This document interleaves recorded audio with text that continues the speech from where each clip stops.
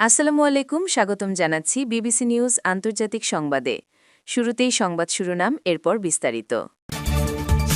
ইরানের সঙ্গে যুক্তরাষ্ট্র ইসরায়েলের যুদ্ধ আর কতদিন চলবে? কাতারও কি ইরানে হামলা চালাচ্ছে? মেক্সিকোর কার্টেলগুলোতে কি যুক্তরাষ্ট্র অস্ত্র সরবরাহ করছে? ফ্রান্স বাংলাদেশ কমিউনিটির প্যারেন্টিং সেমিনার অনুষ্ঠিত। যদি ইসরায়েলের ধ্বংস চান এবং মুসলিমদের পাশে থাকেন, তাহলে ভিডিওতে লাইক করে চ্যানেলটি অবশ্যই সাবস্ক্রাইব করে দিবেন এবং আপনার মূল্যবান মতামত অবশ্যই কমেন্টে লিখে জানিয়ে দিবেন। ইরানের সঙ্গে যুক্তরাষ্ট্র ইসরায়েলের যুদ্ধ আর কতদিন চলবে? ইরানের সর্বোচ্চ নেতা আয়াতুল্লাহ আলী খামেনি যুক্তরাষ্ট্র আর ইসরায়েলের হামলায় নিহত হওয়ার পরে এখন মধ্যপ্রাচ্যের নানা দিকে ছড়িয়ে পড়েছে সংঘর্ষ। খামেনিকে হামলা চালিয়ে নিহত করার পরে মার্কিন প্রেসিডেন্ট ডোনাল্ড ট্রাম্প ইরানের মানুষের প্রতি আহ্বান জানিয়েছেন যাতে তারা নিজেদের দেশের সরকারকে উৎখাত করে। ইরানও জবাবি হামলা চালিয়ে ইসরায়েল, বাহরাইন, কুয়েত, কাতার, সংযুক্ত আরব আমিরাত, জর্ডান, সৌদি আরব, সাইপ্রাসের উপরে ক্ষেপণাস্ত্র আর ড্রোন নিক্ষেপ করেছে। হরমুজ প্রণালী দিয়ে চলাচল করা জাহাজেও হামলা করেছে ইরান। ইরান সমর্থিত লেবাননের শিয়া সশস্ত্র গোষ্ঠী হেজবুল্লাহও সংঘর্ষে যোগ দিয়ে লেবাননের অভ্যন্তরে তাদের ঘাঁটিগুলো থেকে ইসরায়েলের দিকে রকেট নিক্ষেপ করছে। আবার তার জবাবে ইসরায়েলও লেবাননে হেজবুল্লার ঘাঁটিগুলোর উপরে হামলা করেছে।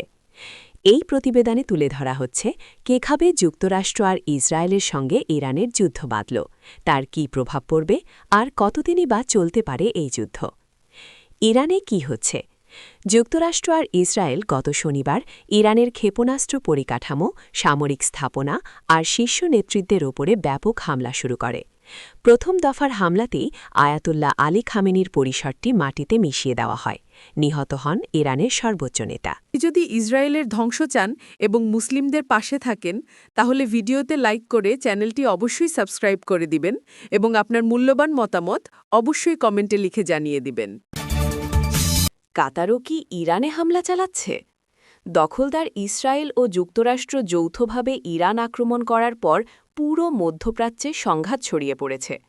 প্রতিশোধমূলক হামলার অংশ হিসাবে উপসাগরীয় দেশগুলোতে মার্কিন সামরিক ঘাঁটি এবং স্বার্থসংশ্লিষ্ট স্থাপনায় ক্ষেপণাস্ত্র ও ড্রোন নিক্ষেপ করছে তেহরান। পারস্য উপসাগর তীরবর্তী আরব দেশগুলো যুক্তরাষ্ট্রের সহায়তায় ইরানের হামলা ঠেকানোর সর্বাত্মক চেষ্টা করে যাচ্ছে।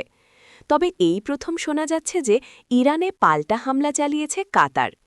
গত ২৪ ঘণ্টায় কাতার ইরানের অভ্যন্তরে হামলা চালিয়েছে বলে আজ মঙ্গলবার ৩ মার্চ ইসরায়েলি গণমাধ্যম দ্য জেরুজালেম পোস্টের কাছে নিশ্চিত করেছে পশ্চিমা জ্যেষ্ঠ কূটনৈতিক সূত্রগুলো।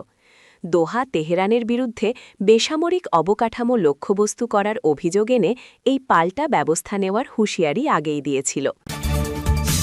মেক্সিকোর কার্টেলগুলোতে কি যুক্তরাষ্ট্র অস্ত্র সরবরাহ করছে? গত সপ্তাহে মেক্সিকোর মাদক সম্রাট ও অস্ত্র কারবারি এল মেনচো নিহত হওয়ার পর দেশটির প্রতিরক্ষামন্ত্রী রিকার্ডো ত্রেভিলা-ত্রেজো সাংবাদিকদের জানিয়েছেন, কার্টেল থেকে জব্দ হওয়া ৮০% অস্ত্রই যুক্তরাষ্ট্র থেকে অবৈধভাবে আনা হয়েছে। যুক্তরাষ্ট্রের গোয়েন্দা তথ্যের সহায়তায় মেক্সিকোর নিরাপত্তা বাহিনী এল মেনচোকে শনাক্ত করে। তার প্রকৃত নাম নেমেসিও ওসেগেরা সেরভান্তেস। তিনি জালিস্কো নিউ জেনারেশন কার্টেলের প্রধান ছিলেন। এই কার্টেল মেক্সিকো ভিত্তিক শক্তিশালী ও সহিংস মাদক পাচারকারী অপরাধী গোষ্ঠী বা সিন্ডিকেট সামরিক স্তরের অস্ত্রশস্ত্র বিক্রি করে। মেক্সিকোর প্রধান ড্রাগ কার্টেলগুলো ও তাদের অস্ত্র। মেক্সিকোর প্রধান কার্টেলগুলো হল গালফ কার্টেল, সিনালুয়া কার্টেল এবং সিজেএনজি। এই সব কার্টেলই অত্যন্ত সশস্ত্র, সামরিক শ্রেণীর রাইফেল, বড় ক্ষমতার ম্যাগাজিন এবং কখনও কখনও বিস্ফোরক পর্যন্ত ব্যবহার করে। সিজেএনজি বিশেষভাবে খ্যাত তার আগ্নেয়াস্ত্রের জন্য। ২০১৫ সালে তারা মেক্সিকোর সামরিক হেলিকপ্টার লক্ষ্যবস্তু করেছিল। মেক্সিকোর কর্মকর্তারা এবং যুক্তরাষ্ট্রের সরকারও বেশ কিছু কার্টেল নেতাকে ধরার জন্য পুরস্কার ঘোষণা করেছে।